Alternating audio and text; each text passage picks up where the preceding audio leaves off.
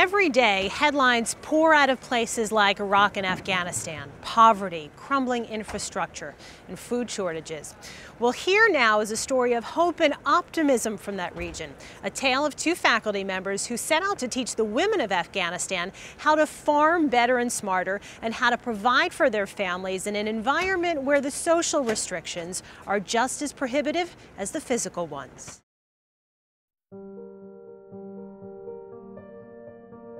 Decades of war and civil unrest in Afghanistan have left the country with widespread poverty, high unemployment, and a broken infrastructure.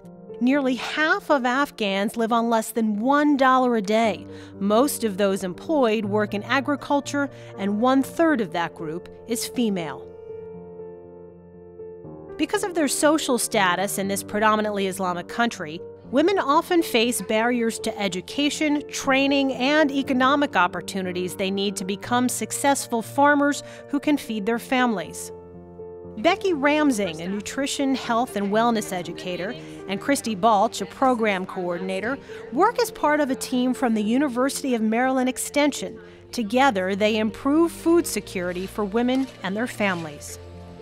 Food security has to do with three different areas. One is having enough food, one is having the quality of food that they need, and another one is having the food all the time. In Afghanistan, chronic food shortages and the lack of dietary diversity contribute to 40% of the country's children under 3 being underweight. As for women, nearly a quarter are undernourished. There's a lot of challenges for women in Afghanistan, even around going to get food, for instance, or a lot of women aren't allowed to leave their houses, or maybe they're allowed to leave but they have to have a chaperone. There's a lot of issues around safety in Kabul, and sometimes they have to wear the burqa, which makes it a little challenging to see.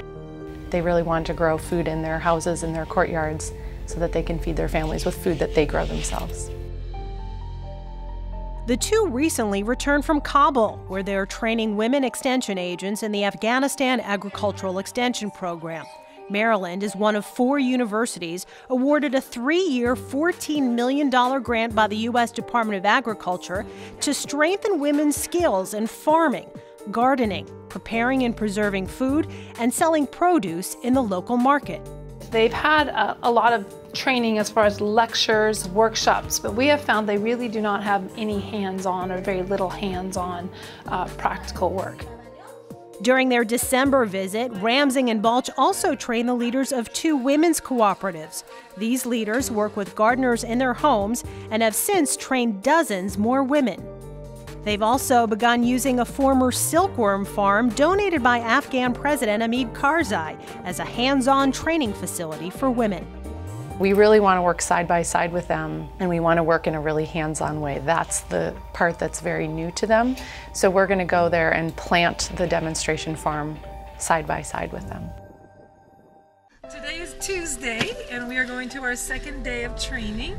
As American women, Ramsing and Balch have had to adjust to the Afghan culture. But it's very challenging. The gender issues make it so different from here. I'm just used to saying what I think and being outspoken and introducing myself to people, and you have to try to really understand the reasons behind some of the rules they have. Despite all the challenges, the women are slowly beginning to see some tangible measures of the program's success. Better training attendance, increased food production and dietary diversity, and success selling their produce at fair market prices.